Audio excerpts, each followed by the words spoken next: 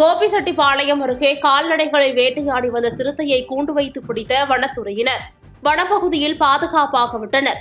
ஈரோடு மாவட்டம் கோபிசெட்டிப்பாளையம் அடுத்துள்ள டிஎன் பாளையம் வனசரகத்திற்குட்பட்ட குத்தியாலத்தூர், காப்புக்காடு, கொங்கார்பாளையம் உள்ளிட்ட வனப்பகுதிகளை ஒட்டிய விவசாய நிலங்களில் வளர்த்து வந்த கால்நடைகளை மர்ம விலங்கு ஒன்று அவ்வப்போது வேட்டையாடி வந்தது.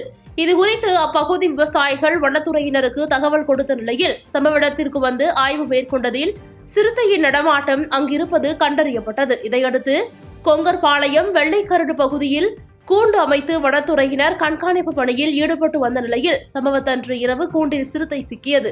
இதனையடுத்து பிடிபட்ட சிறுத்தையை அடர்ந்த வனப்பகுதிக்குள் வனத்துறையினர் பாதுகாப்பாக விட்டனர். பாதகம் செய்பவரை கண்டால் நாம் பயங்கொள்ளலாகாது பாப்பா, மோதி மிதித்து விடு பாப்பா, அவர் முகத்தில் உமிழ்ந்து விடு பாப்பா.